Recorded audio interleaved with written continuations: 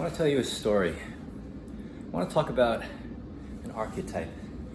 Archetypes are like myths or stories handed down through human history, and they're just basically patterns of behavior, patterns that are common to the human experience, whether it be this lifetime, past lifetimes. It's just the history of humans, and they teach us a lot, or actually warn us, as well as teach us lessons, whether we like it or not, and they're very common. And so one of them that I'm very familiar with is where, as you start to become awakened or enlightened, or you start to understand that there's much more, there's something greater than you that's going on, that's happening, than what you're conditioned to believe and what you identify with. Some say, oh, that's the soul spiritual aspects. You're getting spiritual, whatever that may be. But let's say you start to understand certain things. Maybe you've heard a few gurus or spiritual teachers. You read a good Eckhart Tolle quote, or what's that guy's name? Osho, the guy with all the Rolls Royces. Anyway, so you start quoting and you start believing that this is true and this is the way, like a Mandalorian. And over time, you might sound authentic to others, and you start gaining more attention, and you start having students or disciples, followers of sorts. So much to the point that you're considered a teacher, a master, a guru. And over time, again, that can really inflate one's ego, and that could make you a little bit more detached or disconnected from reality, because you've been pumped up, inflated so much that you become so intoxicated with this power of sorts from the teachings, from your interpretation of the teachings and your enlightenment, which is really a bullshit term, but let's use that just for the sake of understanding of what this reaching a certain level of humanity, of obtaining wisdom, or having this revelation of sorts, so that you start teaching others. So maybe in the beginning you had great intentions, and maybe you were really authentic, but because you have even a thought, you have an ego, and because you have an ego, you can be easily distracted and forget that you can be tempted. And when one has so much power in the form of knowledge and the attention of someone and understanding of that knowledge, others want that too. So others will see themselves through you. Others will follow you without question. They will defend you. If any criticisms or critics come after you or point you out, they will come after you, saying whatever, you're envious, you're jealous, you don't know, you're not enlightened. It's a pretty funny, vicious cycle.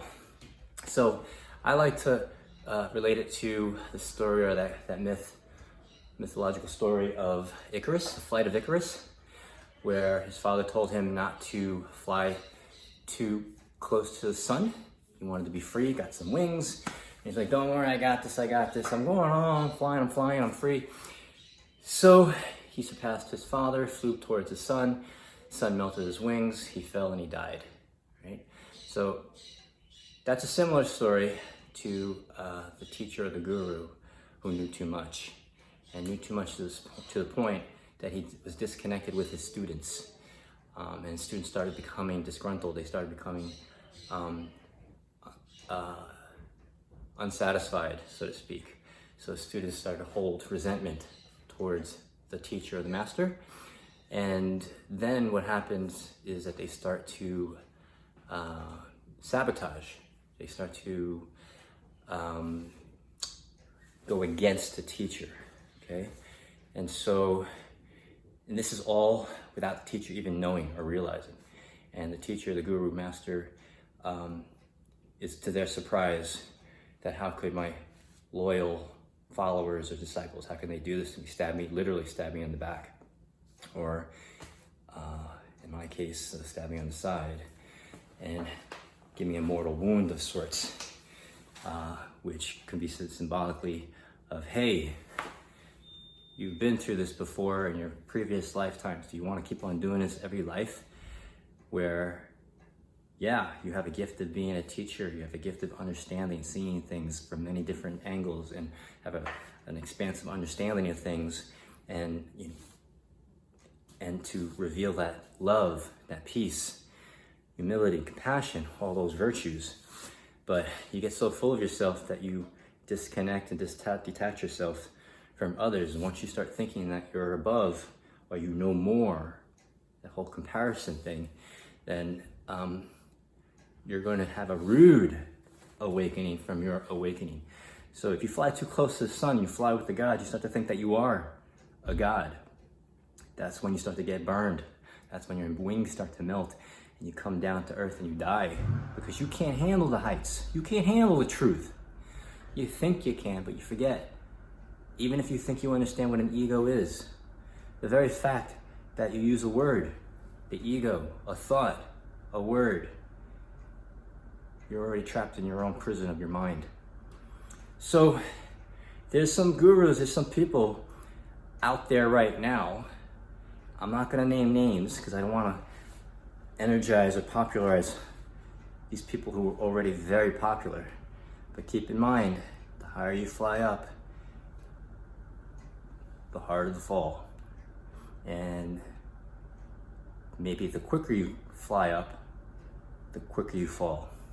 So regardless, just understand that no matter how successful, how knowledgeable, how powerful you seek to be and you actually obtain and achieve, okay,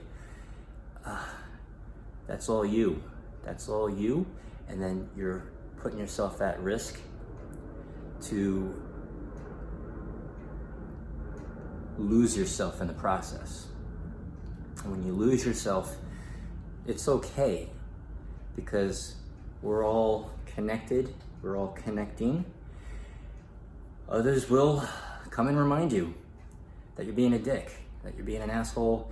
Hey, maybe, you're losing sight of things. Maybe you're getting a little bit overly passionate and you're losing connection with what's really going on. Hey, maybe you're actually causing more division, divisiveness between people with your passion of trying to wake others up and say, this is wrong, the government and this and that. We got to fight the power that be, whatever. Oh, this is so wrong. And how can you do this? Or how can you wear a mask? How could you believe that? You know what? Have you ever stopped and think, maybe it's you? Maybe it's me? Each and every one of us? If you want to bring everybody together, how is it creating more division going to do that? So I get it. You're passionate. You love being a human being. You love being alive this lifetime. You love the planet Earth, Gaia. But what are you doing causing all this division, being all self-righteous, putting down others for having different perspectives than you, putting down others who may not be as awakened as you? Who do you think you are? Freaking Jesus Christ? You think you're a freaking guru? Good for you. Because you're maybe, I don't know, maybe you're ready for a rude awakening to happen. I mean, who am I? I'm just some guy on the internet, not really popular. Who am I? I don't know. Who are you? All right. Thank you for watching, and I love you all.